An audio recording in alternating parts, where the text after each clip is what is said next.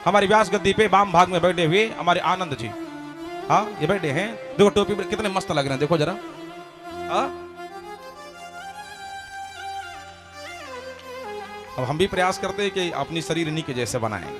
अभी इनसे राज पूछेंगे, इसका राज क्या है। हाँ तुम्हारे व्यास गद्दी के वाम भाग में बैठे हुए आनंद बाबू अभी। अच्छा इनको पहचान तो सब लोग रहे हैं ना, जरा हाथ उठाओ कौन कौन पहचान रहा हो।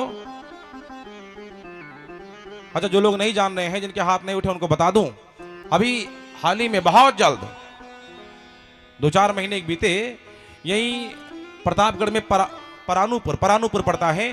परानुपुर में आपका घर है आनंद बाबू का। इन्होंने पूज्य राजन जी महाराज की बड़ी विराट बड़ी दिव्य कथा करवाई थी, राम कथा, बड़ी विराट कथा हुई थी। और उस कथा के कर्ता धर्ता, उस कथा के आयोजक, उस कथा के साधक के मात्र हमारे आनंद जी थे। इन्होंने उस दिव्य कथा को आयोजित करके इधर भक्ति के एक विशेष प्रवाह को प्रवाहित करने का काम किया था। एक विशेष प्रवाह भक्ति का प्रवाहित कर दिया था। किसी ने बड़ी सच बड़ी सुंदर एक बात कही है, धन का होना बड़ी बात नहीं है, धन का सात्विक हो जाना बड़ी बात है। धर्म हो जाना लंबा विषय नहीं होता। धन धर्म के काज में लग जाए, धन धर्म के पास जाकर के मिट जाए, धन धर्म में जाकर के विलय हो जाए, ये बड़ी बात हुआ करती है। हाँ धन तो सबके पास में था, इंद्र के पास भी धन था। अमृत के कलश को लेकर क्या गया, स्वामी सुखदेव ने कहा कि मुकाचम की मणि महान, ए दुष्ट इंद्र भाग जाओ वरना मार करके भगाएंगे। हाँ अरे कहा ये कथा रूपी जैसे बहुमूल्य मणि, और कहा ये कांच का तुम्हारा अमृत, अरे इसको लेकर के भगो। वही धन धन्य है हो जो धर्म के कार्य में लग जाए। तो आज आनंद जी का पदार्पण यहाँ पर हुआ है। एक बार ताली बजा के जोरदार इनका स्वागत करिए। पहले ऐसे लोगों की आवश्यकता हमको, हमारे माँ भारती को है। हाँ ये तरुण है, जवान है, और आज हमें आवश्यकता, अगर भारत को अखंड हिंदू राष्ट्र बनाना है, सनातन संस्कृति को मजबूत करना है, तो युवाओं को लेकर के चलना पड़ेगा। किसी बड़े व्यक्ति ने कहा था, जिस ओर जवानी चलती है उस ओर जमाना चलता है। हाँ अगर जवानी को झंझकोर में लेकर के आना है तो जवानी को अपने जवानी के कंधों को पकड़ना पड़ेगा, जवानी को अग्रसर करके चलना पड़ेगा। हो वृद्धों का अनुभव मिल जाए और युवाओं का संबल मिल जाए तो हमारा भारत सदैव हिंदू राष्ट्र था और आज पुनः हिंदू राष्ट्र हो जाएगा। हाँ और मैंने तो एक दिन कहा था, ये कोई ये मत कहे कि हमें हिंदू राष्ट्र चाहिए, हिंदू राष्ट्र करना, हिंदू राष्ट्र है, बशर्ते युवाओं को जगा करके हिंदू बना दो। बस उनको जगा करके हिंदू बना दो, उनके मस्तक पर चंदन लग जाए, सर पे टोपी, सर पे शिखा रख जाए, हाथ में कलावा बंध जाए, यज्ञोपवीत पहन जाए, जिह्वा पर गायत्री राम का नाम आ जाए, बस हमारे माँ भारती को छेड़ने वाला कोई जगत में पैदा नहीं हुआ।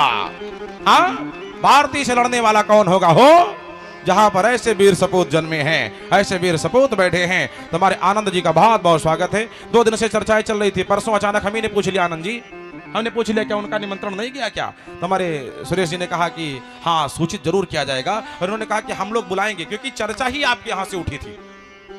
ये लोग हमारी कथा को लेकर के राजा फतेहपुर कथा चल रही थी तो वहां पर गए, तो सुरेश जी ने कहा महाराज जी आपकी कथा चाहते हैं। 2025 की बात है।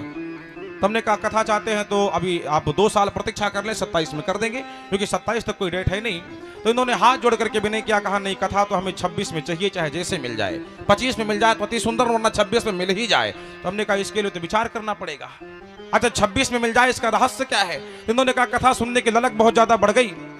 परम पूज्य राजन जी महाराज का पदार्पण परानुपुर में हुआ था, तो हम लोग कथा के लिए गए थे, जाकर के आनंद बाबू से मुलाकात किए और विचार रखे कि जरा एक बार मुलाकात हो जाती तो पूज्य महाराज श्री की कथा मिल जाती। लेकिन हमें लगता है कि उनकी कथा मिलना हमारा दुर्भाग्य है, तो अब आपकी कथा हमें मिल जाए और 26 में ही मिल जाए। तो चर्चा जब आनंद के यहां से उठ गई तब आनंद कंद को तो आना ही आना था। हो हाँ तब तो आनंद कंद आएगा ही। और चर्चा वहां पर जो चर्चा चल रही थी, आनंद जी के यहाँ भी आनंद की चर्चा चल रही थी।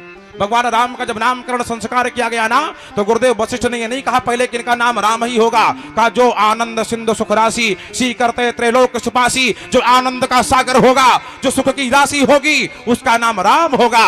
और जब आनंद क्या आनंद को सुनकर के आए तो परमानंद तो इनको मिल ही जाएगा। हाँ सो बड़े प्रेम से आकर के हम सब लोग मिल गए और आकर के बैठ गए। तो आज आपका पदार्पण हो गया, आज आप यहाँ पर पधारे हैं, आपका स्वागत है, बहुत बहुत वंदन है। और आतिथ्य सत्कार के लिए हाँ जो माला रखा